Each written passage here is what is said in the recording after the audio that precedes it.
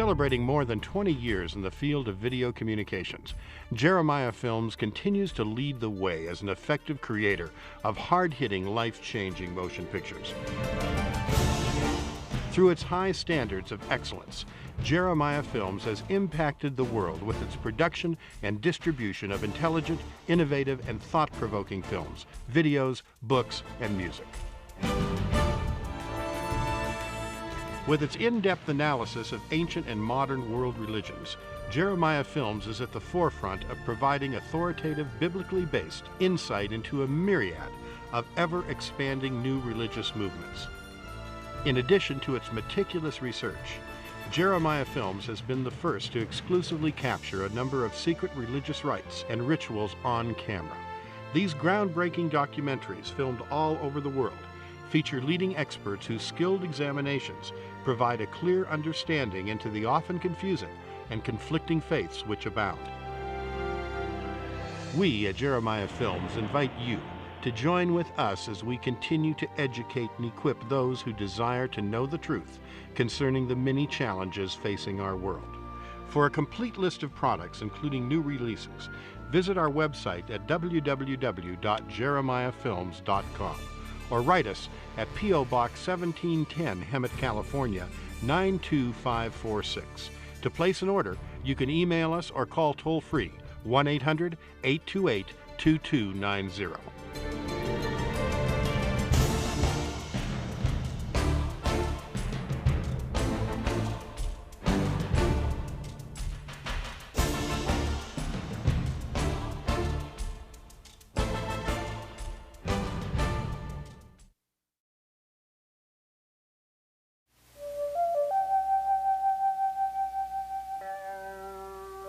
India, land of mystery, is the 7th largest landmass and 2nd most populated nation in the world.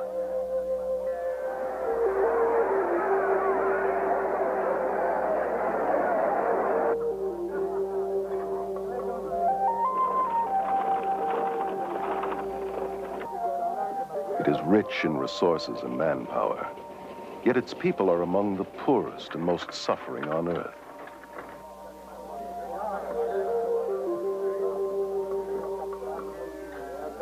Millions of Indians suffer from malnutrition, disease, and poverty. The people are apathetic because their religion has taught them to be detached observers, disregarding the agonizing lifestyle which imprisons them.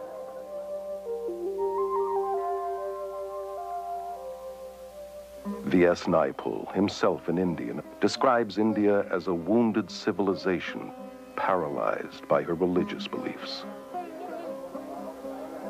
This complex and contradictory religion, known as Hinduism, promotes the worship of enlightened god-men called gurus.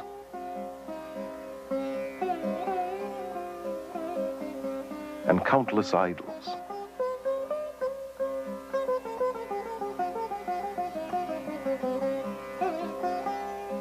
It deifies both nature and femaleness, and believes Mother Goddess to be the original deity. She is worshipped in many forms, as Mother India, venerated in the shape of her map, as Mother Earth, reverenced in the cow, whose urine is even seen as sacred, in Goddess Kali, the goddess of death and destruction, who demands to be pacified with blood sacrifices, and in Holy Mother Ganges, the largest river in India.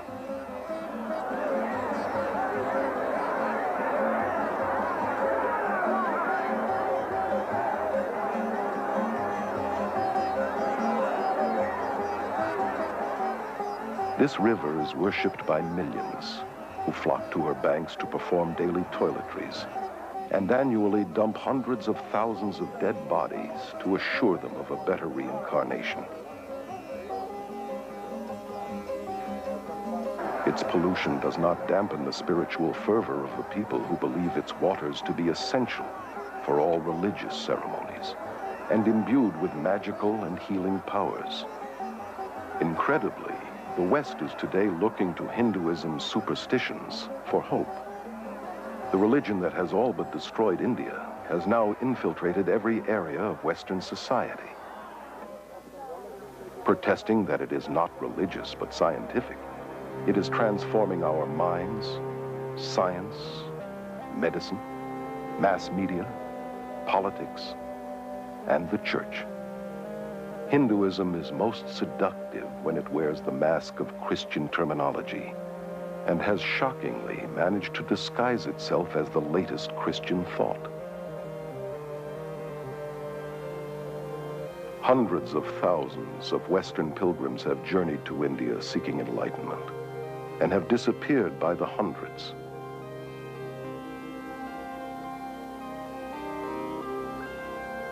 All too often they are destroyed by the madness and perversion of the very gurus they have worshipped and looked to for salvation.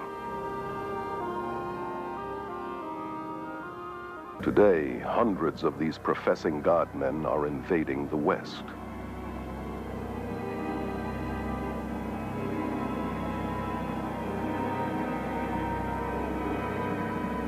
Is there any need for alarm? Or should we continue to welcome these gods of the New Age?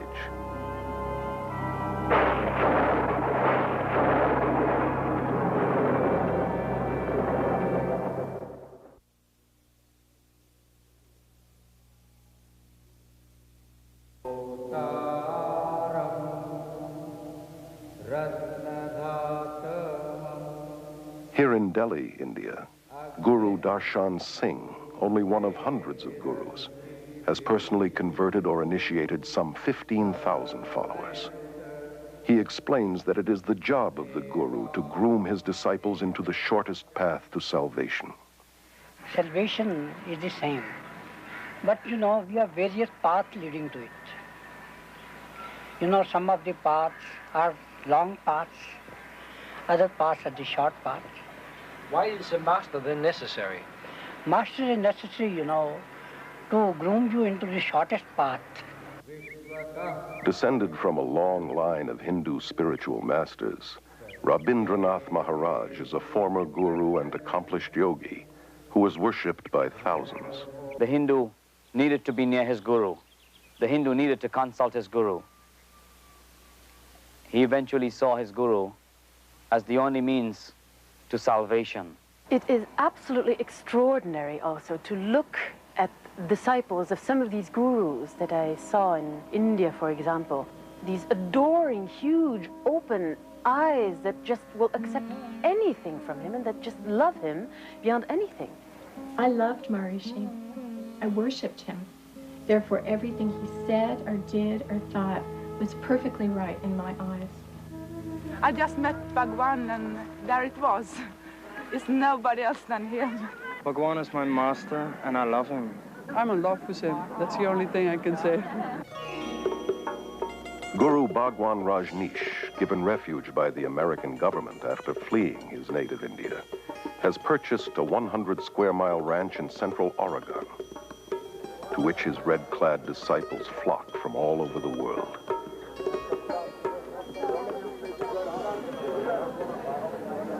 Whose astonishing title literally means highest spiritual teacher, Lord of the universe, Honorable Sir, and King.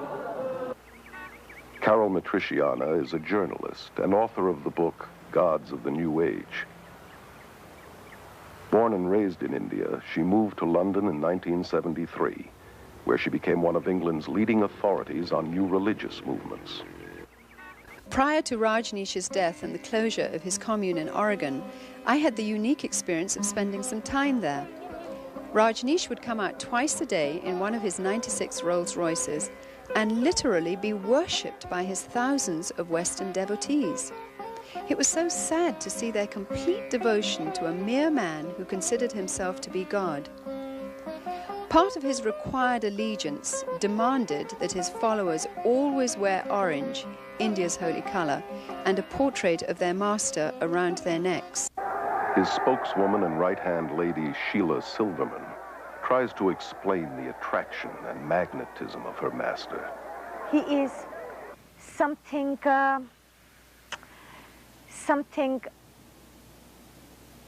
that is so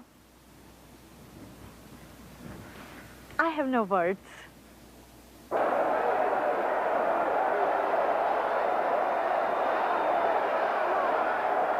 It is a love relationship, master and disciple. Something happens in your heart when you see a master. Bhagwan's my master.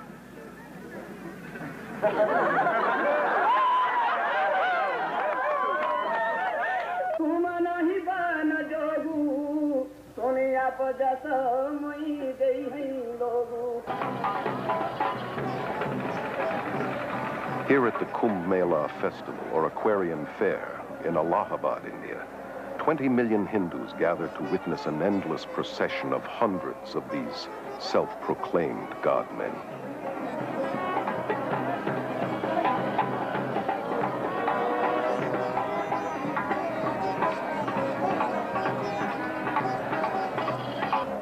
Even the dirt beneath these gurus' feet is an aid to the disciple in his quest for salvation.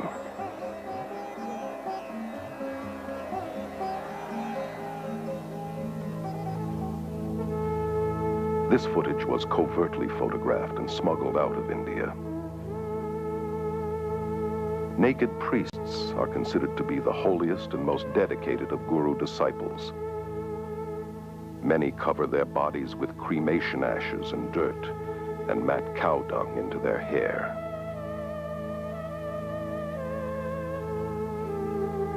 Some are armed and are dependent upon extremely potent drug concoctions. They have surrendered everything, families, possessions, and even their minds, becoming literally insane out of devotion to their guru. Well, Guru is our best friend, philosopher, and guide, and he shows the way to God. So, we in our India acknowledge him as a divine power, just equivalent to God. If anyone could be near the beloved Master and witness the love, the compassion, the humility, the grace, the generosity, no one in his right mind would not know that this is a walking, talking, living God on earth. In all scriptures, you will find that the Master is the God-incarnated power working on earth. You people that interviewed this gentleman today, I don't think you knew who you interviewed, but you interviewed God. For the Hindu, the Guru is all-important. The Guru is his Lord, his Master, his Savior, even greater than God. Yes, Guru is greater than God. I have personally talked with many, many gurus, and the sad fact is that within their belief system, they have to be detached and removed from their emotions and compassion, and their cruelty and inhumaneness is seen as spiritual and excused as holy. I was really interested in their worship and their veneration and their adoration and the gifts and offerings they brought to me. But I was certainly not interested in their problems and their difficulties and hardships and pains. The Guru followers believe that he returns this incredible love that they feel towards him. But in reality, he feeds off their emotions to maintain his own ego. So many people come here because they too are in love with Bhagwan. They too are seeking the wisdom, the love that Bhagwan has to offer. He has so much love, and he gives his love to everybody, and it helps us to find our love in ourselves. The followers of Jim Jones, leader of the People's Temple, were convinced that their relationship was built on love. And nearly 1,000 of his devoted disciples committed suicide at his command. It was their final gift of total surrender to the leader they loved. Their lives cut short by a madman claiming to be God, the reincarnation of Jesus Christ. Guru Sai Baba is one of India's most powerful men, with millions of Indian disciples and a growing Western following.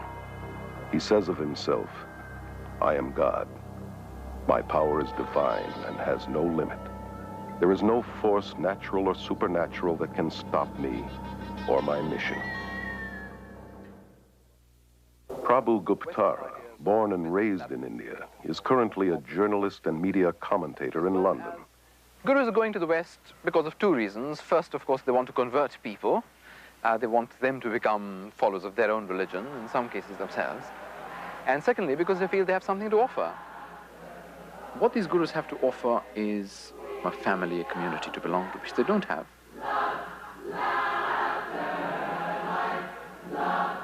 Thousands of seekers, most of them from broken or unstable families, and already emotionally wounded, are becoming victims of the gurus. Dr. Os Guinness, an Oxford scholar and noted world lecturer, is author of the bestseller, Dust of Death. One of the deepest longings in the modern world is for a sense of meaning and belonging, sense in their lives and sort of stability in their worlds. And people, having not found that in the West, are hungry for it.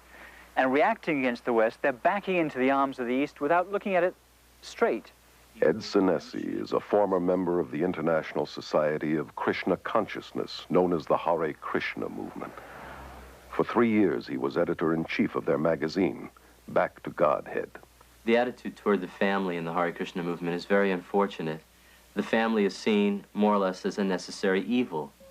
Eckhart Floater, a successful German journalist, became a devoted disciple of Rajneesh in 1979 and spent several months with him in India.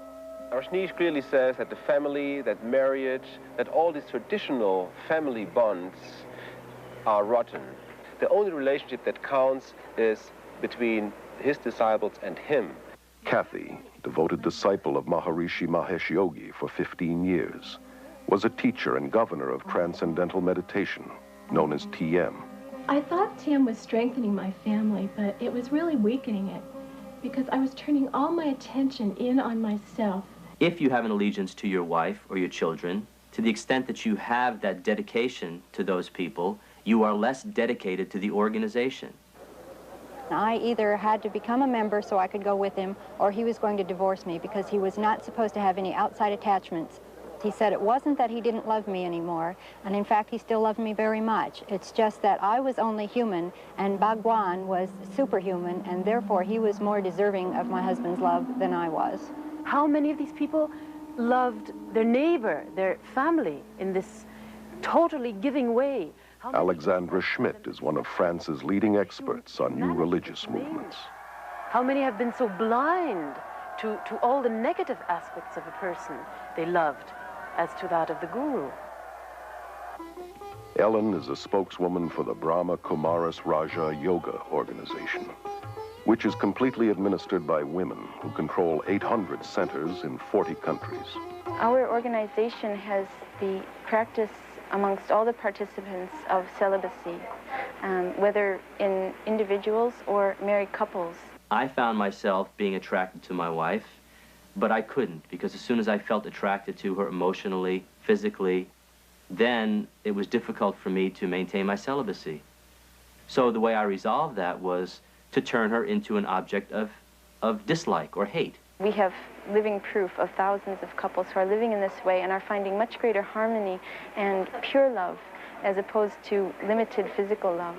Over 90% of the marriages in the Krishna movement end in divorce. Rather than using our energy in raising a family and being involved in many physical relationships, we're focusing that energy on spirituality. You see, what's so diabolical about all this is that it masquerades as spirituality. In some schools of thought, to be spiritual, celibacy is encouraged, and yet in others, sexual perversion is practiced, not only among the gurus themselves, but by their disciples, including young children. Contradictions are also seen in the attitude towards women, who, on the spiritual level, are the focus of worship. Their femaleness is seen as the creative power of God. For instance, to be initiated by a female yogini is considered much holier than initiation by a male. And yet, on a day-to-day level, women are considered lower than men and treated as less than human. In the religious communities in India, which are known as ashrams, there is absolutely no place for children. And here in the West, the gurus generally don't want the burden and responsibility of children because it distracts the parents from devotion to him and his cause. They have a school system whereby they force the children at age 5 to live in the ashram. A lot of the kids did think it was like a prison. They didn't get to go anywhere but the ranch. And while we were at school, it's really just a place for the kids to go to get out of the grown-ups' way. And they separate them from the mother and father, which is very unfortunate and very destructive. Well, the kids would want to see their mom and dad, you know, just to be with them as a family. The kids wouldn't even know where their parents were, and they'd have to go look for them. And when they did, parents were usually too busy to talk to them. And so the kids were mainly by themselves and unsupervised.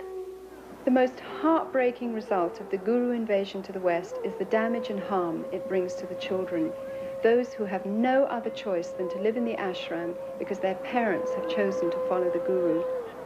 Separated from parents and cut off from outside relatives, they become community property. They lose their individuality and identity and are alienated from society. Pastor Friedrich Hack has written over 30 books on various cults and is Germany's leading expert on new religious movements. Children brought up in a cult are only educated to follow the commands of their leaders. They never experienced freedom.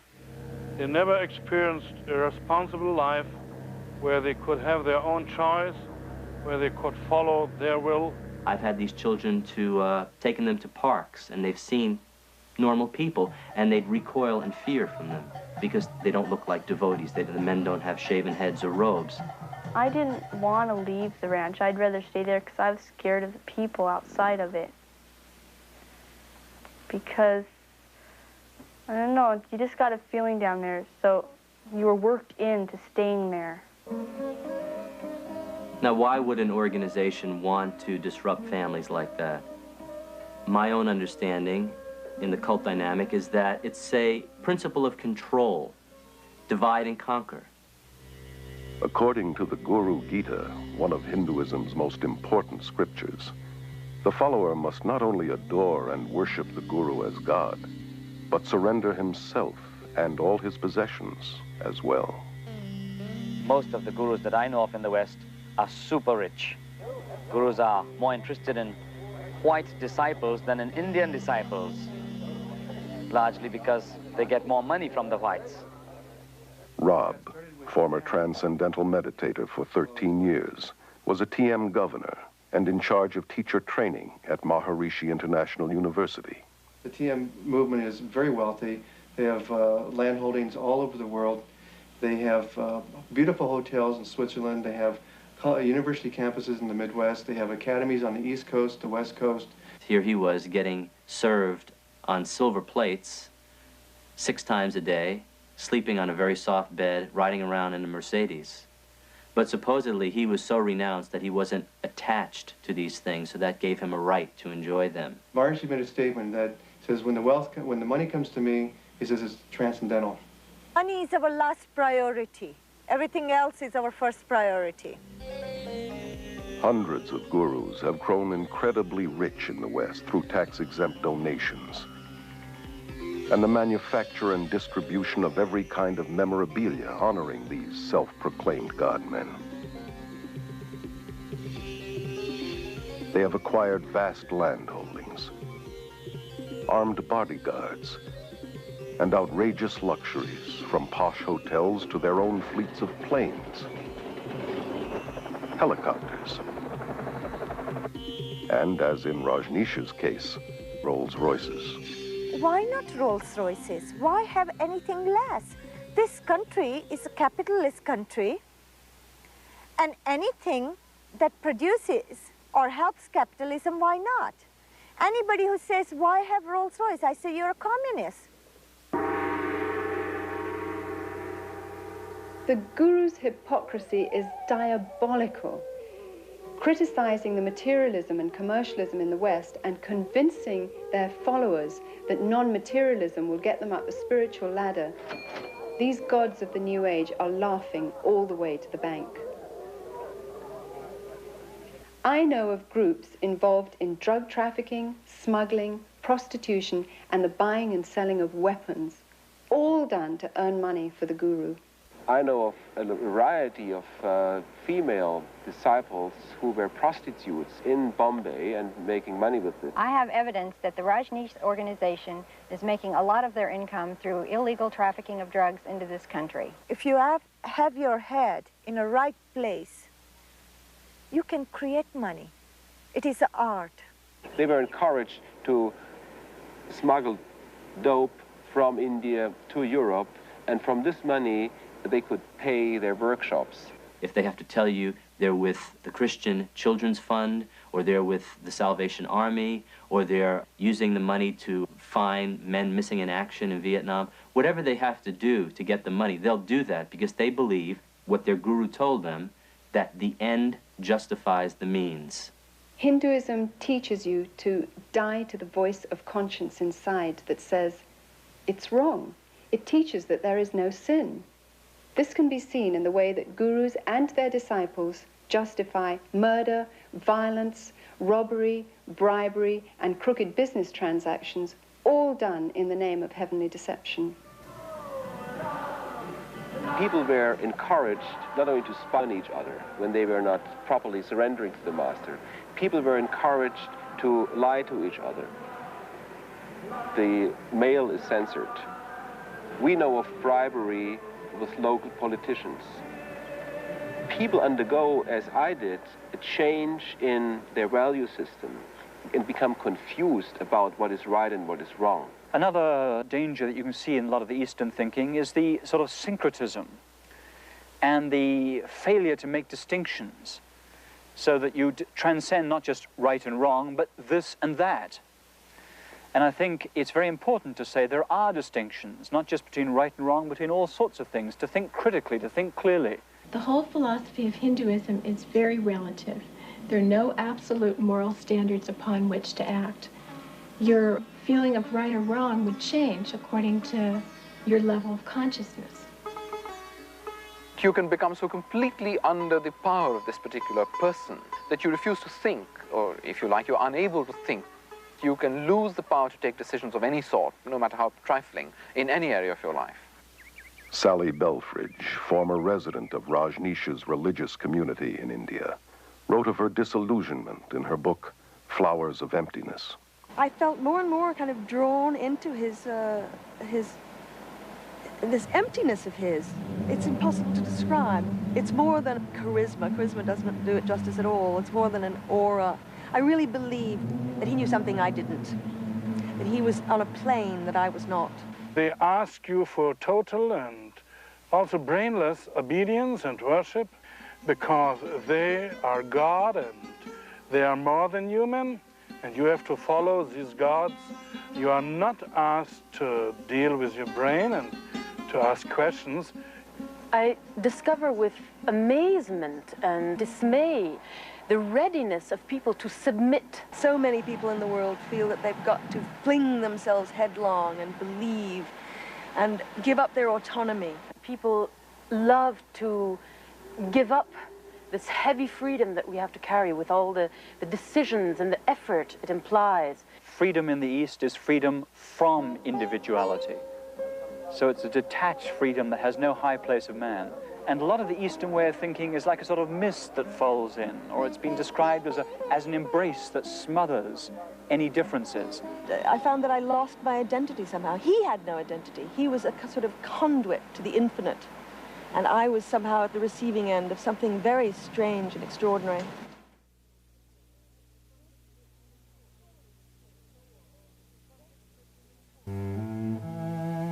One just was taught to ignore all of the dreadful, the intolerable poverty and suffering of India. There were beggars clustering around the gates of the ashram, day and night, children starving, living in little huts, surrounding what was supposed to be a religious community. The contradiction was disgusting to me, but most of the sannyasins failed to notice it. It appeared not to bother them in the least. It is part of the world of illusion, and the goal is to withdraw and detach yourself from it. So there's no high view of, say, social action or compassion or an outraged concern to see justice in this world. On the contrary, if you do things like that, very often you're just tinkering with a person's karma. They believe that when a person suffers, that that is what he's due as a result of the law of karma, because you've done something very sinful in this lifetime or in a past lifetime. So there's very little compassion. I was a member of the Social Service League at the college, and we were trying to do what we could to help people in the villages. A gentleman who was head of the Department of Hindi came around to us and said, why are you doing this? These people who are suffering in the villages, sick or diseased or whatever, have come to earth in this state because they have done something wrong in their past lives. Now, no matter what you do to them, if you cut short their suffering in this life, what will happen is they will simply come back in their next life in the same state or a worse state. So you're really wasting your time. We feel that the cause of suffering is within, and so to allow people to experience peace themselves, we teach courses in meditation. They seek to escape suffering by numbing their emotions and compassion through meditation.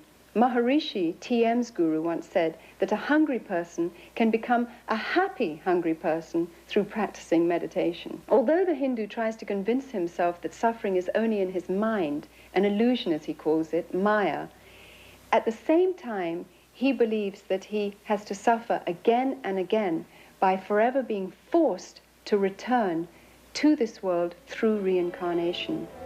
There is no escape from this endless wheel of samsara, life and death, because in Hinduism, unlike Christianity, there is no forgiveness, because there is no sin. Therefore, sadly, also, there is no hope. All the gurus that I know of in the Western world teach reincarnation, a doctrine very central to Hinduism. Reincarnation is all about dying and coming back to this world in one form or the other. Hare Krishna people believe in transmigration of the soul, as they prefer to call it, traveling from body to body to body. These physical bodies don't last forever, even though the soul does. So in the same way that a driver needs to change cars, in the same way we need to change from one body to another. Gandhi called reincarnation a burden too great to bear. Yet it is being eagerly embraced in the West in diluted form, as part of a patent blend of Hinduism and Zen Buddhism, camouflaged with psychological terminology.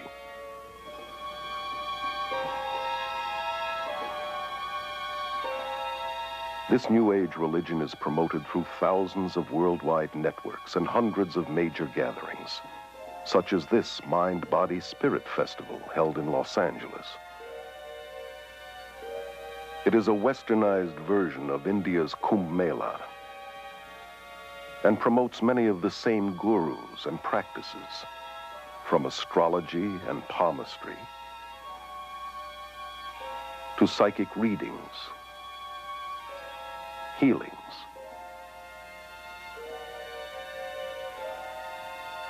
and meditations. The festival, now international, was started in London in 1977 by Graham Wilson. He explains the New Age interpretation of reincarnation as an upward evolution to a higher species of mankind. We don't just reincarnate as an individual soul into a new body each time, but more of there's a collective consciousness of souls, which is why I think we have access to a lot more information than we realize. Either one has to believe in reincarnation or resurrection. They both could not be true at the same time. There are those who believe that Jesus was a reincarnation of Krishna or Buddha or some other great master of the past, but the Bible would absolutely refute that. Until the early 60s, only an elite few in the West believed in reincarnation. Today, this belief is accepted by nearly 25% of Americans and about 50% of Europeans. Likewise, yoga was once practiced mainly by an occultist clique in America and Europe. Now, over 19 million Americans and millions more in Europe are actively involved in some kind of Eastern meditation. Altogether, 60 million Americans have incorporated Eastern philosophies into their worldview. The Bible teaches that Jesus came once and for all. When he died, he did not reincarnate, he resurrected. It is appointed unto all men to die once, and after death comes the judgment of God. I noticed that in the Western world, reincarnation has become something of a fad. However, in India and in Asia as a whole, reincarnation is certainly not a fad. It is a form of punishment.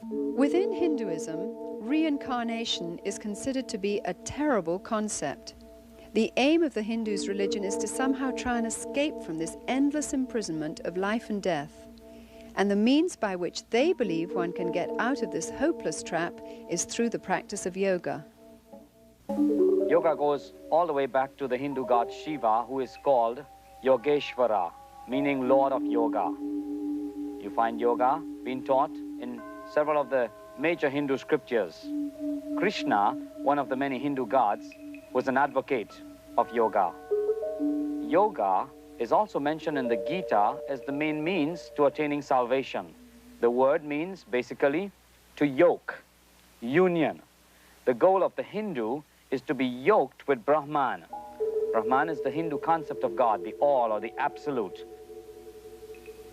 Yoga, in its many westernized forms, is also at the heart of the New Age movement that has adopted Hinduism's basic beliefs and goals. In spite of the seeming variety and hundreds of competitive schools of yoga, all forms come out of India and lead into the occult, though most Westerners are not aware of this. Yoga techniques include breathing exercises, or prana, positions called asanas, dissolving the mind, known as laya, psychic powers called siddhis, repetitious chanting, named mantra, and deliberately cultivating black magic, known as tantra.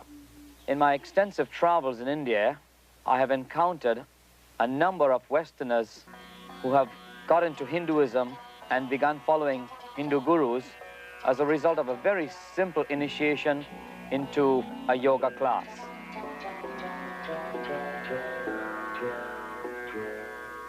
Yoga is in many ways the heart of Hinduism. There is no Hinduism without yoga, and there is no yoga without Hinduism. Although there are many types of yoga, the one most familiar in the West often passes for physical exercise and is called Hatha Yoga. It promises mental and physical health, but its Hindu roots and real goal to yoke with Brahman are seldom taught. Ellen believes that Raja Yoga, or yoga of the mind, is the highest form of Hinduism. The Brahma Kumari's Raj Yoga is a form of meditation where the soul begins to understand itself clearly and has a connection with the Supreme Being. Raj means royal and yoga means union, so the link with the Supreme Being. And through this yoga, I become the ruler over my own self, over my mind and my life. Johanna Michelson, former yoga teacher and assistant to a psychic surgeon, tells of her experiences in the occult in her autobiography, The Beautiful Side of Evil. Another word for mantra is charm, or to cast a spell, if you will. And in mantra yoga, a word or a phrase or the name of a demon god is repeated over and over and over again to bring the individual to a vibration level that will attract that which is being chanted for, to bring about the desired effect. It's exactly what the white witches and magicians, so-called, use in the casting of their spells. We were always told, no, it's just a meaningless sound.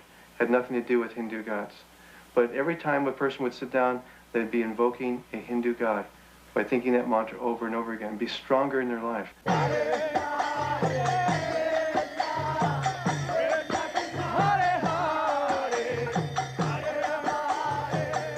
The chant goes, Hare Krishna, Krishna Krishna, Hare Hare, Hare Rama, Rama Rama, Hare Hare. 108 mantras is one round, and they chant that 16 times a day. That takes 2 hours to do every day.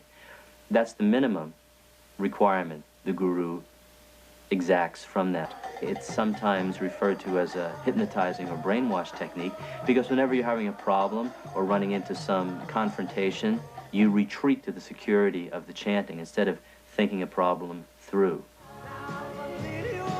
George Harrison of the Beatles made mantra yoga acceptable to the world through his song My Sweet Lord, where he incorporated the chant to a Hindu god, Hare Krishna, simultaneously with the biblical shout of praise, Hallelujah.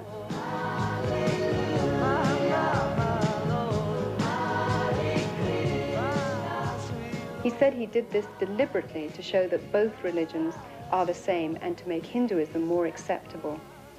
To pretend that all religions are the same is dishonest, as is the merger of various religious techniques. For instance, more and more Christians use the name Jesus much like a mantra. They claim that it's a tool to get them into the presence of God. Jesus said that repetitious prayer is not acceptable to God. Maharishi Mahesh Yogi, originator of TM, claims to have put Eastern meditation on the mystical map. With over 3 million followers, TM is the largest guru movement ever to invade the West. The Beatles' much publicized visit to Maharishi's community in India in the 60s convinced their millions of fans that TM, the so-called scientific yoga, was an even more powerful way to bliss consciousness than drugs. What makes TM unique and different from any other practice that's going on today is that it offers enlightenment very quickly. It offered a jet ride, you might say, to self-realization. I started experiencing being lost in this state of awareness called the Absolute. In essence, Maharishi taught that we all come from that nothingness, and that is the source of all our consciousness, of all of our thinking and everything we do. Maharishi's primary thrust is the marketing of his Siddhi Yoga, which is designed to develop psychic powers such as levitation. These courses, like most guru programs, cost thousands of dollars. Rob was able to finance his advanced training through government student loans, totaling $6,000. During these sessions, it's a very strange environment. People speak in tongues, they yell and they scream, they talk in foreign languages. It's like a madhouse, and it's real crazy. Everyone bouncing around on foam pads, flying up in the air. Rajneesh is one of India's most controversial gurus, largely because of his endorsement of shocking sexual practices as a prerequisite for salvation. His brand of yoga, called dynamic meditation, is a New Age combination of Hinduism and psychotherapies. This exercise, involving rigorous breathing and hyperventilation, is designed to arouse the serpent force called Kundalini, which the gurus believe lies coiled at the base of the spine.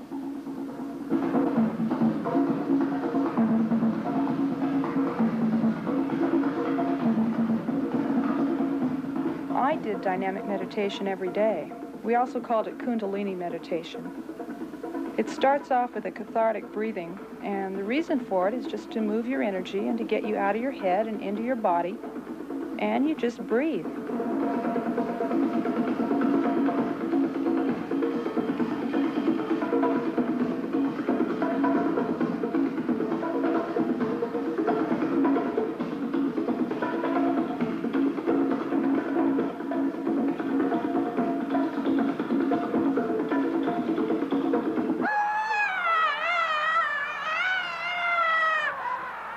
The next phase, the screaming phase of dynamic meditation, feels like when you finally had an opportunity to throw a tantrum when you were a little kid.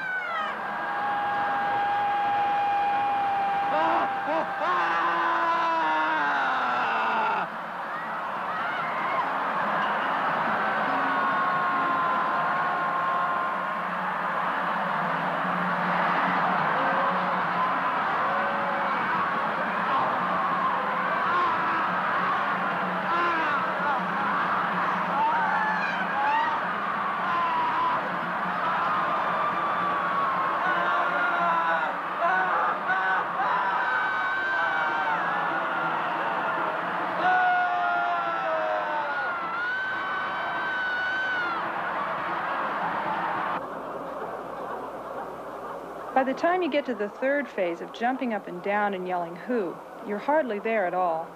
And so it's pretty hard to remember what happens when you're there. I guess the closest thing I can associate it with is mindlessness. You get to a place where your mind actually leaves your body. Your body's just jumping up and down, and your voice from your gut is yelling "Who," and you're not doing it anymore. You become one with this whole energy.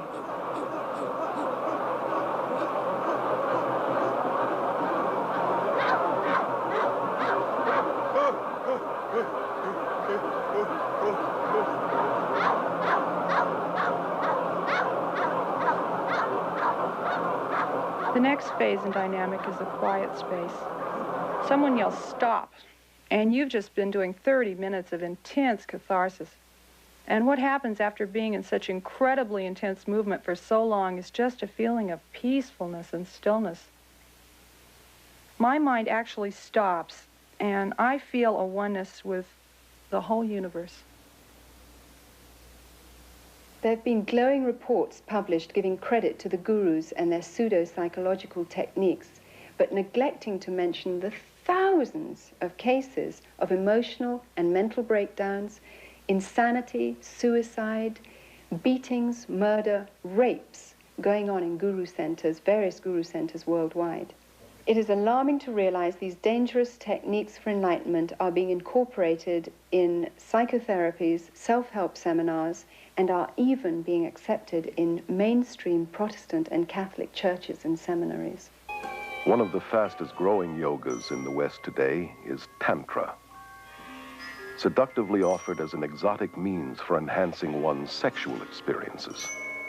Like all yoga, it is designed to provoke possession by Hindu spirits in order to break the chain of reincarnation.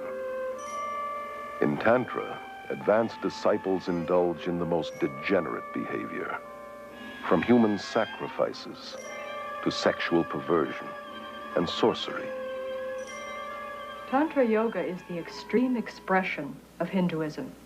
If you will, it's the black and so-called white magic, in which the Shakti, the Kundalini force, is aroused, the psychic powers that accompany it are in full bloom, and the individual, depending on his personal preference, can channel this force either into the black magic, which includes rites of meditating upon severed heads, human heads in India, and eating bits of flesh and the unconsumed parts of the cremation rites and other practices, horrifying practices.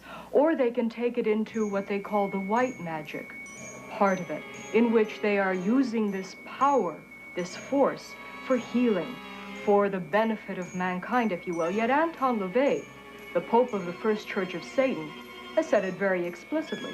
He said that to believe there's any such thing as white magic is mythology. There is no such thing as white magic. All of it has its source in occult psychic power, and it has nothing whatever to do with God. Toby is a yoga teacher at the Scandinavian Yoga and Meditation School in Aarhus, Denmark, which promotes Tantra Yoga. Tantra means to free the mind through expanding the awareness. That means to be able to meet more and more of the reality in everyday life. Although yoga is sold to the West through various gimmicks and techniques, its basic occultism remains the same. The hope of immortality is at its heart, and the dream of realizing one's own inherent divinity is its ultimate purpose. Becoming a Christ, they call it. Despite the claims that yoga is only physical and non-religious, it is the very essence of Hinduism's spirituality. It eventually leads to the realm of the spiritual, to meditation, where the person looks into himself to find the true self, and in finding the true self, he believes he's finding God. You know, the frightening thing to me now, as I look back, is I started having the experience that I was God. And as God, I could completely structure my life and my universe exactly the way I wanted it. Dave Hunt, noted author and lecturer, is one of America's leading experts on the New Age. His books include the bestseller, Peace, Prosperity, and the Coming Holocaust. He explains that Hinduism is based upon the same ideas that the Bible says the serpent introduced to Eve in the Garden of Eden.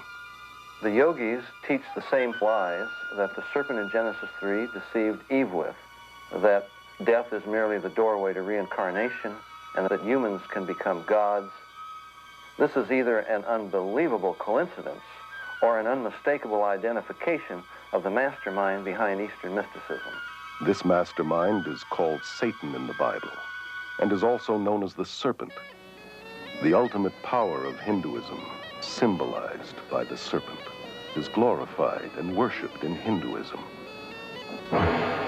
We see God as the form of light, and the name Shiva is used by our group, but meaning incorporeal being, radiating peace, radiating light, love to the whole world. In India, Shiva is known as the god of destruction.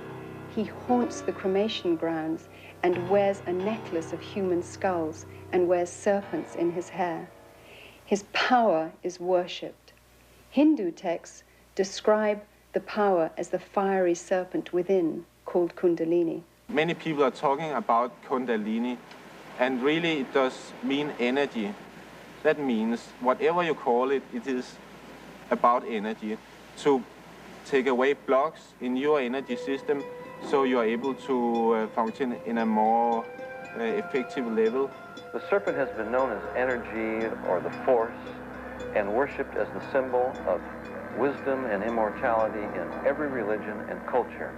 Only in the Judeo-Christian Bible is the serpent identified as deceiver, destroyer, arch-enemy of God and man. The old dread and fear of the serpent is being subtly removed from our culture. Even children in schools are being taught to accept the snake through yoga positions like the cobra. Michelle, could you show us how we do the cobra? That's it. Arch your back. That's good. Look forward. Good. You hold it for a second. The breathing exercises are designed to teach you to absorb the prana, the energy life force in the cosmos, to channel it into the chakras, the psychic channels, thus awakening the Shakti force, the Kundalini force, and bringing about those psychic powers, which are such an integral and prevalent part in yoga. So very slowly, let's breathe in through our nose. Very slowly. Breathe in. Breathe out. There are many dangers in the breathing techniques. Even the writers and the proponents of these exercises are quick to warn that not only do these things trigger emotional and mental diseases, which have been known to place people even in insane asylums for the rest of their lives, but they also recognize that these exercises can open your soul and your mind and your entire being to a takeover by demonic forces. The followers of the gurus themselves have been forced to form an emergency spiritual network of 4,500 MDs and psychiatrists to treat those who are freaking out on Eastern mysticism. Many people don't realize this, but it's terribly dangerous to go into a meditative state in which the mind is simply left blank, and that ultimately is the purpose of the meditations in yoga. It's like opening the door to a room. Whatever comes through, you have no control over. Many argue that certain yoga techniques can be used as merely exercise, yet that is not yoga's intention. It can be compared to joining the military. While a soldier may get stronger and more vigorous, the purpose of the army is certainly not healthcare. The aim is to learn how to kill. And so it is with yoga. All yogic exercise was designed to kill the will, mind, and emotions, hence releasing the soul from the endless cycle of reincarnation. I thought I was being strengthened, but what I was really doing is flipping into an altered state of consciousness, a form of self-hypnosis, which is very weakening to the mind and to the body. But this weakness made me afraid to give it up. The biggest danger I found in practicing transcendental meditation was the dependency on the technique itself. It's kind of like drugs. A drug addict doesn't want to give up his drugs, and because the experience is so pleasing, and he feels his life will crumble around him if he doesn't have it. I thought I'd have the experience of like leaving Shangri-La and all of a sudden turning old and weak and disintegrating. I was afraid that I would lose my clarity and my energy. But little did I know, when I did give it up, I gained all these things that I never had when I meditated.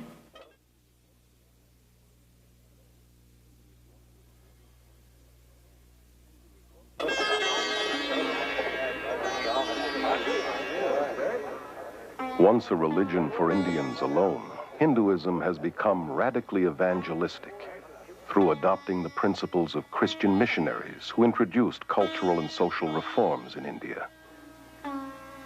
In 1966, at an international Hindu conference, leading Hindus planned a strategy to convert the world.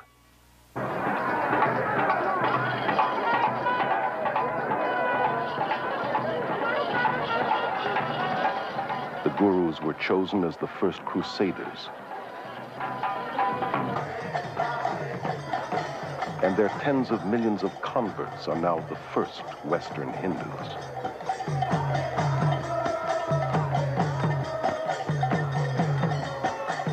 At the World Congress of Hinduism in 1979, a spokesman declared that our mission in the West has been crowned with fantastic success. Hinduism is becoming the dominant world religion, and the end of Christianity has come near. At the 1981 TM conference in India, a spokesman stated that the entire mission of TM is to counter the ever-spreading demon of Christianity. The religion that is out to destroy Christianity is being embraced by millions, including many in the church today who are naively succumbing to spiritual propaganda and unwittingly becoming disciples of the gods of the New Age. Behind today's aggressive campaign for world Hindu domination is a secretive organization called the Vishva Hindu Parishad. It is the world missionary organization of Hinduism. Paragraph 4 of its constitution says that its aim is to establish an order of missionaries, both lay and initiate, the purpose of propagating dynamic Hinduism. The Hindu Vishva Parishad magazine clearly states that yoga teachers throughout the world are the front missionaries of the Hindu religion. Western teachers themselves may not realize that they are being used by India's Hindu leaders in this way, but they are. While a guru disciple, Prema Nayak was an accomplished yoga teacher for 10 years. Yoga teachers are blind leading the blind. They themselves do not understand what they're into. They don't have any idea what they're teaching. This is really being used to reach the souls of students and innocent people in this country and other countries who come for an exercise class. As I look back on it, I see it was a subtle infiltrating of my beliefs and ideas. It totally changed my worldview. It gave me little or no moral standards by which to guide my life. I was becoming a Hindu, and it was a very big deception. The Vishva Hindu Parishad's plot to convert the world to Hinduism has created thousands of New Age worldwide networks with tens of millions of converts, all working for a new one-world government. Through the repackaging of yoga, the Western mind is being systematically conditioned to accept a neo-pagan worldview. Combined with New Age thinking, it claims to offer more integrity, selflessness, goodwill, freedom, and says it is the very alternative to Christianity's narrow way.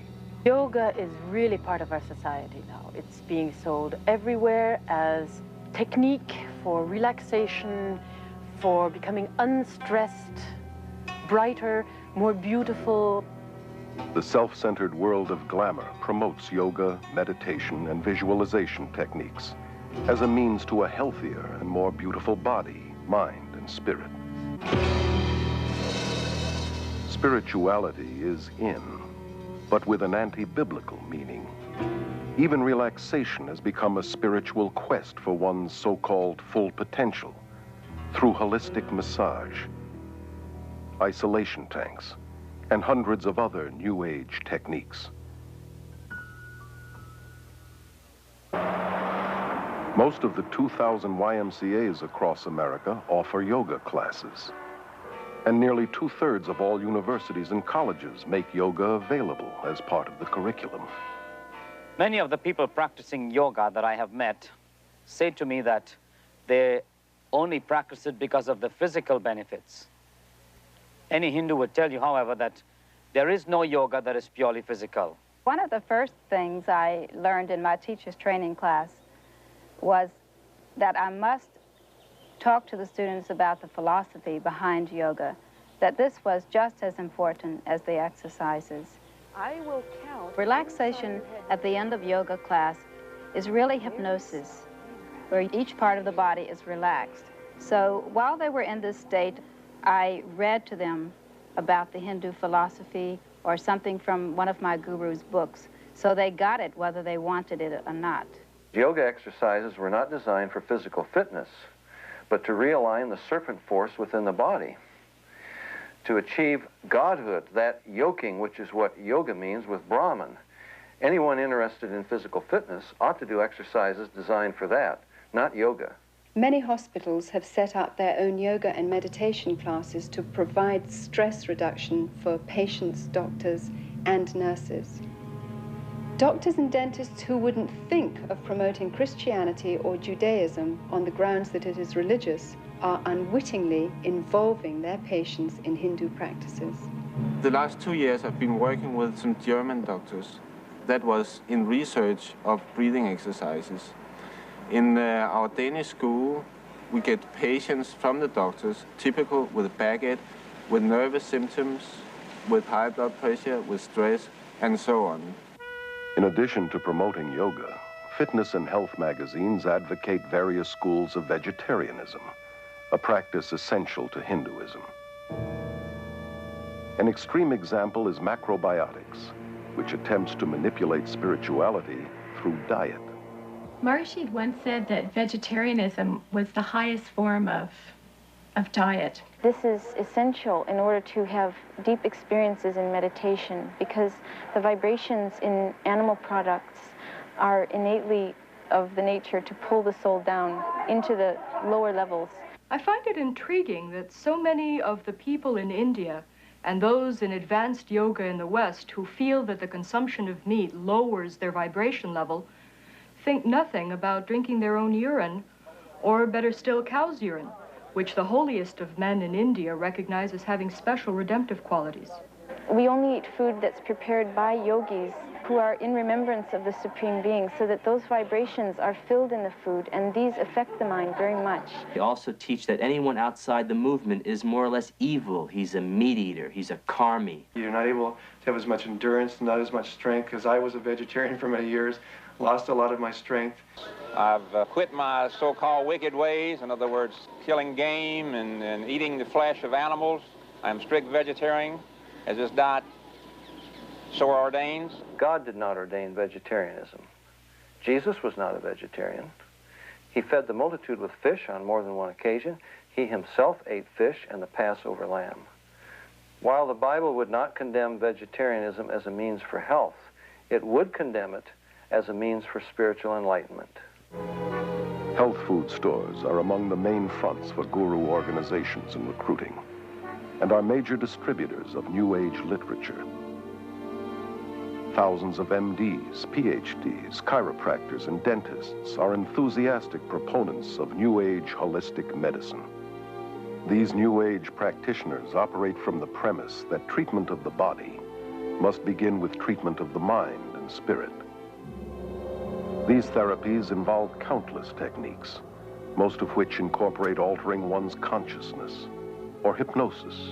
Always part of the occult, hypnosis has become the main bridge between Hinduism and modern science. Hypnosis creates the same states of consciousness that you experience under drugs and in yoga. Accepted in medicine and psychiatry, hypnosis is the heart of self-improvement and positive mental attitude courses. And hundreds of misinformed Christian psychologists use hypnosis in their daily counseling. Even in the church today, faith in God is being replaced by faith in our faith, in our positive thinking, in the idea that somehow if I can make myself believe that something will happen, then it really will. This is a counterfeit of the true faith. Many believe that hypnosis is okay if used by qualified counselors. Somehow used by the right people makes it scientific and not occultic. So Christians naively use it, as do many of the new consciousness movements like EST, Scientology, mind dynamics, silver mind control, and alpha brainwave training. In pursuit of Freudian myths, psychiatrists use hypnosis to regress patients back into their childhood and into the womb, where they relive the traumas of their birth, despite the scientific fact that the prenatal natal and early postnatal brain is not sufficiently developed to carry memories. I did indeed experience my original birth thought, but I felt it wasn't enough. I went back and I experienced my thought during my conception, and then I went back from there to a previous lifetime to experience why I had structured my conception the way I did. I mean, it's never ending. You can just keep going. Moreover, they take them right back into prior lives where they come out with factual recountings of lives they've lived all over this earth. Obviously, the memory is not coming from the brain. It's coming from a deceptive source. The field of medicine is embracing numerous New Age beliefs that cannot be explained scientifically, such as acupuncture, which claims to manipulate the Kundalini force with needles, and biofeedback, which uses a monitoring device to train a person to control ordinarily involuntary functions, such as blood pressure. The Menninger Clinic's documentary on biofeedback calls it the yoga of the West. Elmer and Alice Green, pioneer biofeedback researchers, admit that it creates the same state of consciousness and results as yoga. This electronic yoga has now been introduced by psychologists into the world of sports, including the Olympics. Businessmen are coming to yoga today because they want to be relaxed in the middle of their day. They want to train their ability to concentrate. Self-help therapies are a motivational tool used by hundreds of competitive businesses across America. Weekend success and positive mental attitude seminars and mail-order subliminal persuasion cassettes promise to improve personal and business performance through a blend of humanistic psychology and Eastern mysticism. One such course, called New Age Thinking for Developing Your Full Potential, has changed thousands of lives for such prestigious clients as the IRS, CIA, U.S. Army, Navy, and Air Force, NASA, General Motors, IBM, Xerox, Rockwell International, Bell Telephone System, Bank of America, and scores of police and fire departments. The human potential movement, with its emphasis upon self, self-esteem, self-love, self-acceptance, a positive self-image, is simply a westernized version of the yogi's self-realization, the guru's concept of the divine within, that we're all God. Rolling Thunder, the Shoshone Indian medicine man, has said, scientists will eventually discover what pagans have always known. That's exactly what's happening through the invasion of Eastern mysticism into the West. Many leading scientists have enthusiastically embraced Eastern mysticism in recent years. Hinduism, which claims to be the oldest religion, is being deceptively packaged as the new science. And a lot of the East is very seductively packaged. It's put over very carefully so that they don't stress the religious side, they'll put the scientific. They don't stress the spiritual side, they'll put the physical fitness or whatever. The yoga we teach has nothing to do with religion. It is scientific methods in the way that you do something and then you get results. Maharishi found out that in the United States that people would not buy the religion package. So offered the scientific package, started getting scientists involved, started to do experiments on meditators such as the breath rate, the brainwave patterns, etc. And when they found out that the metabolic rates lowered during meditation, they found they could present it scientifically and people would buy it better that way. Even as teachers, we were taught the puja ceremony. We were bowing down to Hindu gods, and yet we didn't really feel we were teaching a religion. I think that's extremely deceptive and dishonest, because the deeper you get into it, for instance, as people are initiated and so on, what they're taught is the pujas and the basic words and the rituals that are Hindu worship. Children practice it, it is used for teaching languages, it is used for the businessmen, for all levels of society. It's taught in the schools. In schools across the Western world, from kindergarten through university, Hindu occultism is being openly taught in spite of the otherwise enforced separation between church and state. Guru Thakar Singh was invited to speak at a high school in Southern California.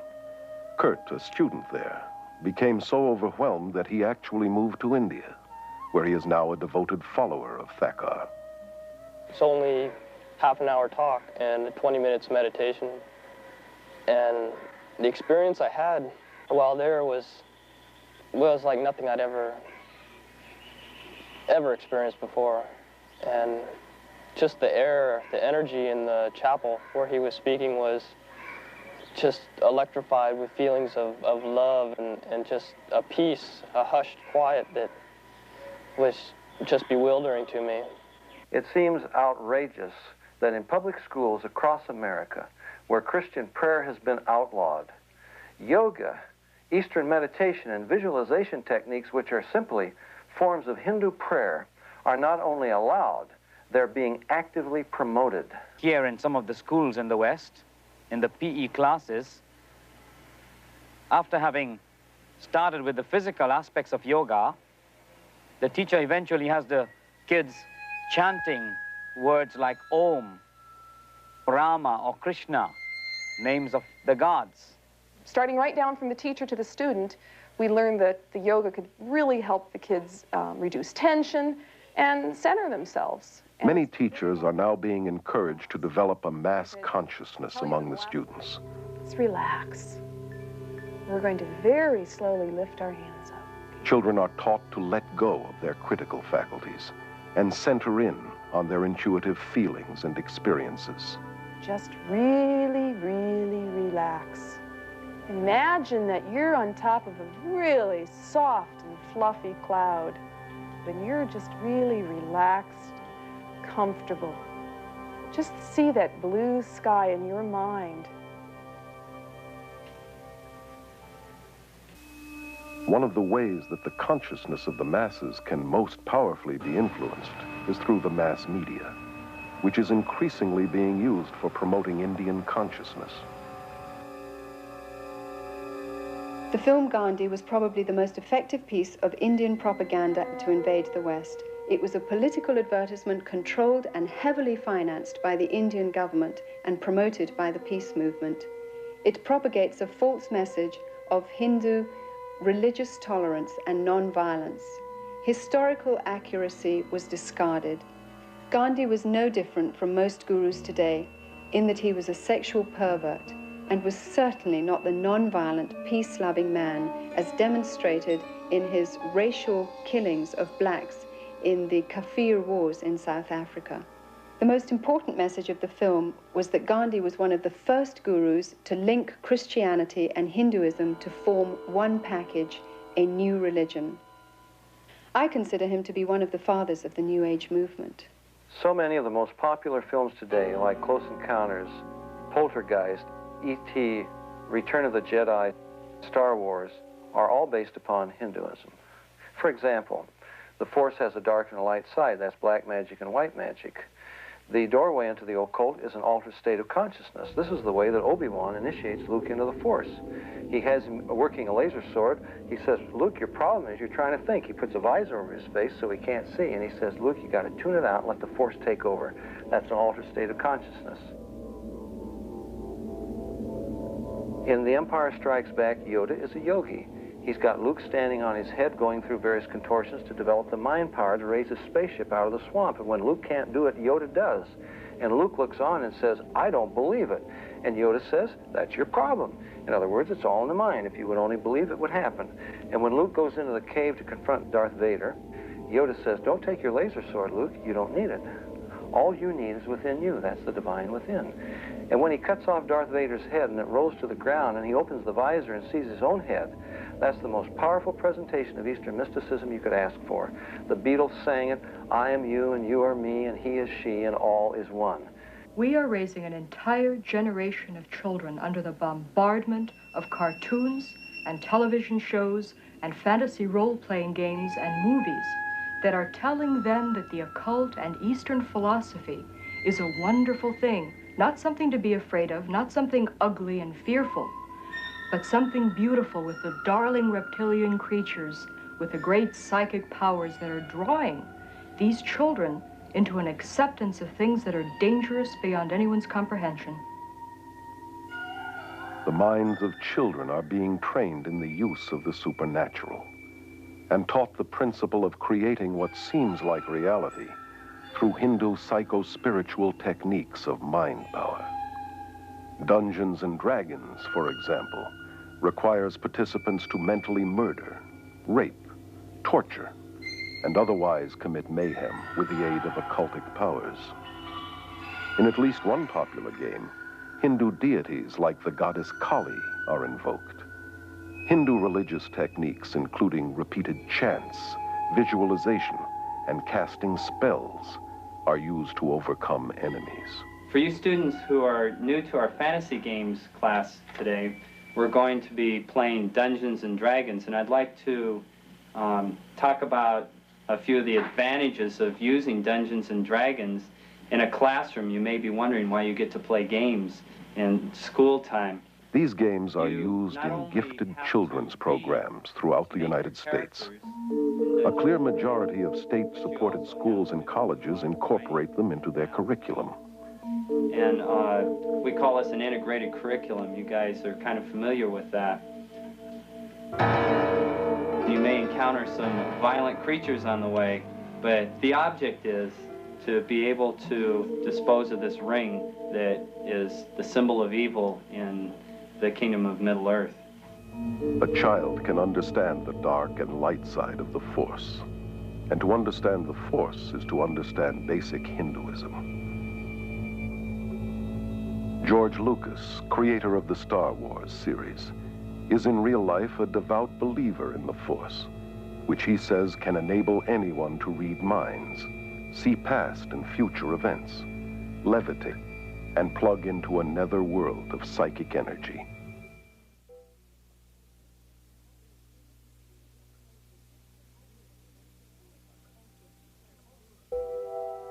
The Eastern gurus, the occultists, cultists of every description, have taken the terms of the Bible and felt every liberty to redefine them according to their basic presuppositions. God becomes not a personal individual, a spirit with whom we have a personal relationship. Through his Son, Jesus Christ, he becomes an impersonal force. God is something, an energy that permeates every one of us, each and every one of us. And it's both personal and non-personal. Jesus becomes not the way, the truth, and the life, but an avatar, a way shower, one of many paths to God. Jesus Christ, of course, was an enlightened master. Bhagwan is another Jesus, another Buddha. Jesus Christ was a great master, like our master is today. The Word made flesh, as the Bible puts it. Jesus himself warned us that in the last days many would come claiming to be Christ and Messiah. Our landscape today is literally crawling with individuals claiming to be Christ, and the Eastern gurus are right on the top of the list. There are two things the gurus have done. On the one hand, they've used Eastern-type words that are floating about in the West, words like energy, vibrations, and so on. And they've also used words, phrases, ideas from the Bible, from the teachings of Jesus, misused them, twisted them around to draw people to themselves, to suggest that the things that Jesus was talking about are actually the things they are talking about, when actually it's not so at all. In Holy Bible, it has been explained very explicitly that be ye perfect even as your Father who is in heavens is perfect. And we are also basically the same as he is. And when you know you're a perfect man, then you can go upward and you can become divine. Each human being is naturally peaceful, naturally pure, naturally good, and the quality of evil is our unnatural state. So in meditation, we're practicing that, focusing on the original, pure, divine self, which is our true state. If humans are inherently good, then why do they lie, cheat, steal, make war? Whatever good there is within us apparently isn't enough to keep us from doing evil. Therefore, to seek salvation from within is to seek it from the wrong source. We're not separated from our higher self. We're separated from God by sin. Ernst Winter has a PhD in international law. He was a diplomat in the Austrian Foreign Service for 10 years, and from 1968 through 78 was a director with the United Nations. My greatest concern really is the growing interest and dedication and application of Eastern mystical thought and practices within traditional Christian groups and churches. There's a vacuum, there's a longing. They want to be filled with, quote, religious experience. Today's New Age teachings falsely claim that Hindu spiritual experiences are compatible with Christianity. And the incredible thing is that so many Christian leaders, through their books, magazines, sermons, radio and TV programs, encourage millions of Christians to seek Christianized Hindu experiences. Many people who are in the Christian church have come to us and have had deeper experiences of spirituality and of God as a result of this meditation. As a society, we've become geared to basing our beliefs on our experiences. If our experience and our feelings tell us that something is valid and genuine and good, then we automatically assume that that is the measure of absolute truth. No distinction is made whether this is a spiritual experience coming from God the Father or from the ruler of this world. The appreciation of Satan or the devil or demons has diminished enormously because rationality says there cannot be a Satan, cannot be demons. These are psychological phenomena, maybe even have to be treated by a psychiatrist. Opening, therefore, to spiritual experiences one's soul opens many people to the occult. The Jesus who came to me in times of deep meditation gave me visions and experiences that were beautiful beyond description. I was convinced that because I was witnessing miracles of healing, because these things are so filled with love, they must be good and from God. And yet one day it occurred to me that I had no objective, absolute truth against which to test my experiences, that my feelings, my emotions, perhaps were open and subject to some form of subtle manipulation which I didn't understand. At that point, I decided to look into the Old and New Testament. I knew that I'd fallen then for the Jesus of the counterfeits. Trying to develop spirituality based on feelings, ecstasy, or experiences is like building a house on sand. Our relationship with God should be built on a solid foundation of biblical knowledge. Now, I believe that we are challenged to test the Spirit, that we should read Scripture, that we should study the Bible, and that we should not value experiences higher than the Word of God. Biblical meditation is thinking deeply on the person and work of God and Christ, concentrating on and knowing His Word. Most Catholic monasteries and most Protestant Bible schools have introduced one system of meditation or another, and they are based upon the practices of yoga. Many of the church people, and particularly the leaders of the churches and denominations, look with great hope to Eastern mysticism that it would bring new life into a dead body. I recently graduated from a major American theological seminary, and I've seen an alarming influence of Eastern mysticism in terms of using meditation techniques, biofeedback, self-hypnosis, autosuggestion as a tool in order to gain mental and physical health. The danger to the students is that these professors are using Christian terminology in order to describe Eastern techniques.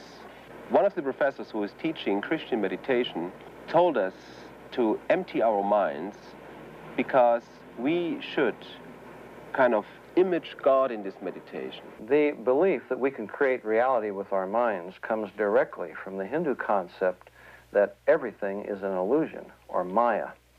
This is the new delusion in transpersonal psychology, and it's rampant even in the evangelical church today, where it's becoming increasingly popular to believe that we enhance worship by visualizing an image of God or of Jesus, that we create the answer to our prayers by visualizing what we're praying for.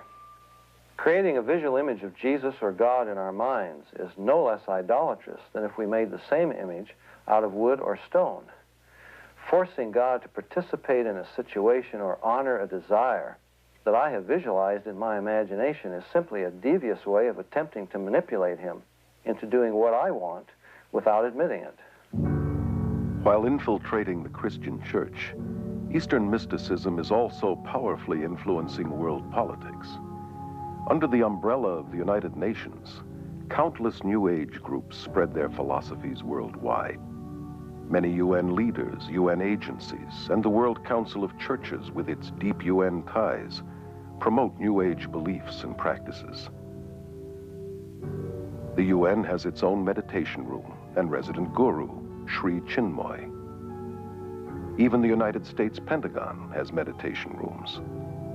A graduate of Harvard School of Divinity, Leland Stewart, directs the Unity and Diversity Council, a powerful New Age promotional network that originated with a 1965 directive of the United Nations General Assembly.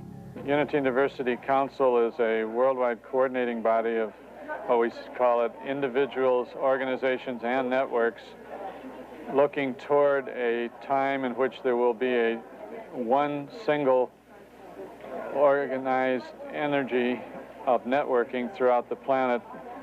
Under Stewart's leadership in 1982, this group linked arms with Graham Wilson's Mind, Body, Spirit festivals, forming a vast army dedicated to the merger of all religions into one, under a world leader. I am very interested in the harmony of all religions, not just to give birth to another religion, but rather to produce, let's call it, a universal religious outlook through which there can be a new connecting of all cultures and all religions, all races. In this growing consciousness of sharing godliness and looking for a leader to lead everyone into this new heaven, the UN plays a very important role inasmuch as it is a support system. Any group that meets to discuss these matters would be very eager and very careful to have UN sponsorship. Our organization has been represented in the United Nations. We have an office there, and this has been going on for approximately 5 years. We've been involved in all the sessions that are going on in the UN. We've been able to watch and participate, offering meditations and presentations. How is this possible? I think it became possible by the thought and actions of one man in the UN, Robert Mueller, who was continuously emphasizing that the UN has to be a support system to this conditioning of man, to this sharing desire, to this looking for a one world government, for one world leader, and playing down, and I believe myself correctly, that the UN is not that world government, that is a conditioning device, that it is an aid, a support system. It gives prestige to otherwise completely outlandish groups. The Brahma Kumaris World Spiritual University in India is used by the UN and its members for conferences focusing on world peace and unity. Delegates from all over the world, VIPs, are attending to express their ideas and to experience peace in a very real way themselves. This experience will enable them also to draw up new laws for universal peace. This will be endorsed by heads of state and submitted as a practical form for the United Nations. Many evenings, the UN building is even used for lectures, talks, meditations, enlightenments on how to make one better world. The leaders are asked to meditate and be involved because this is part of their instruction of brainwashing, and all this is part of the conditioning for the vision of a new world or of a new age. This guruistic system in politics is very dangerous for our democratic society. It will at least bring a loss of freedom, a loss of security, and a big danger for all mankind. So I believe Guruism is preparing the world for some political fascism too. Actually, we're being prepared for this surrender to an authority in a way that perhaps we don't realize. We are going through right now strange bathing in Eastern concepts of consciousness, states of consciousness, bliss, reincarnation, energies, vibrations, all of these words that have become very commonplace, really, in the Western languages, are also modifying our mind. They are changing our way of thinking. And this changed way of thinking puts us into a mental state, if you'd like, and prepares our intellectual functionings for this surrender. More than ever before, the human race seems willing to surrender spiritually and emotionally to a charismatic leader who can offer peace and prosperity to a world trembling on the brink of ecological and social collapse, international financial chaos, and a nuclear holocaust. Well-known New Ager Benjamin Creme claims to be the coming world leader's advanced public relations man. In 1982, full-page advertisements around the world announced the coming of Creme's New Age Christ, which gave fresh hope to millions. At this press conference in Los Angeles, he described how this Christ would make himself known. It is a truism today to say that we are at the dawn of a new age, the age of Aquarius. And it is important to remember that all of the great religions await the coming of a teacher. The Christians await the return of the Christ.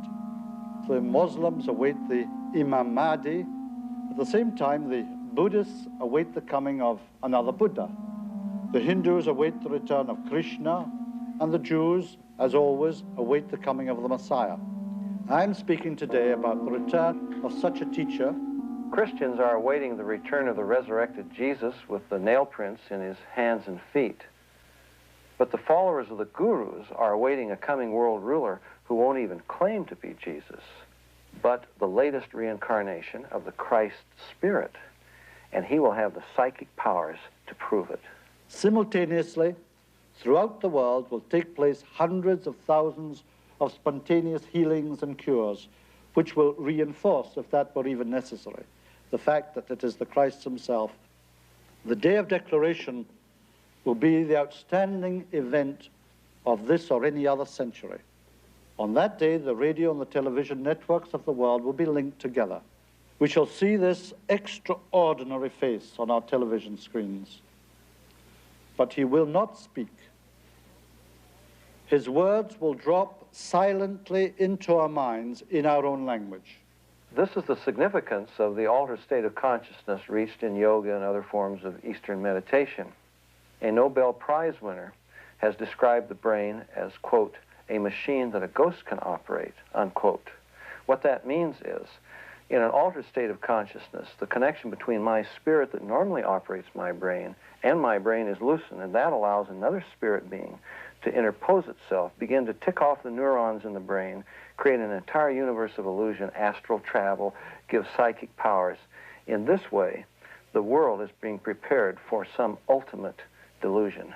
He will indeed inaugurate a great new world religion, and at the very most sacred core of that new world religion will be the process which is called the esoteric initiations, which take us out of the strictly human kingdom into the kingdom of God. David Spangler, board member of the Planetary Initiative for the World We Choose, which comes out of the United Nations, declares that Lucifer is the same force as Christ, that Lucifer prepares us for our own Christhood, that this is the final Luciferic initiation into the new age.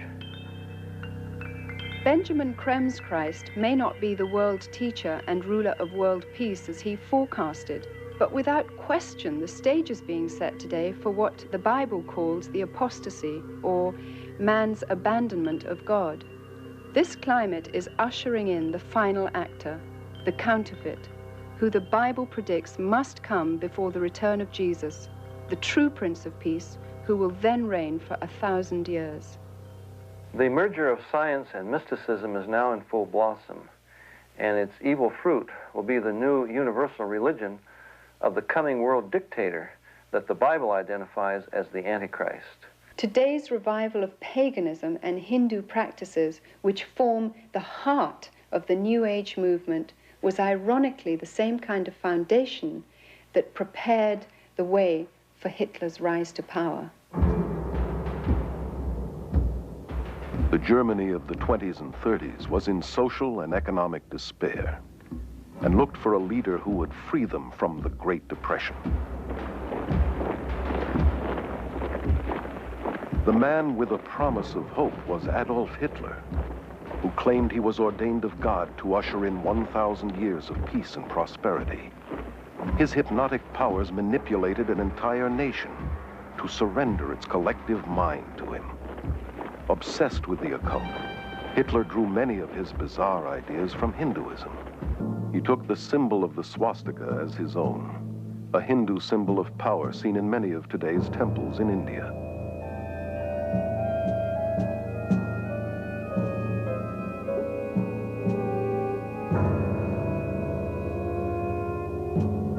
Millions of Germans who submitted to Hitler as though he were God died for him and his cause, much like the followers of Jim Jones. The current worldwide revival of Hinduism blended with psychology and disguised as self-improvement, self-hypnosis, positive mental attitude seminars, visualization techniques, and mind dynamics courses has made today's world far more susceptible to spiritual deception than the Germany that embraced Adolf Hitler.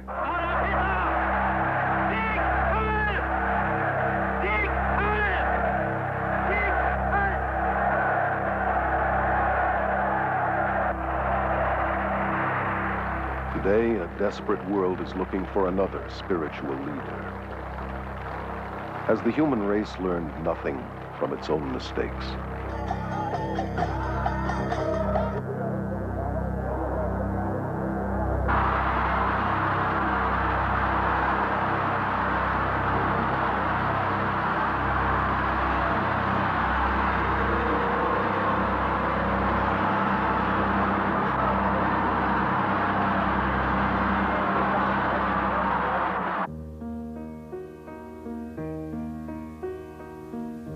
Jesus says, "See to it that no one misleads you.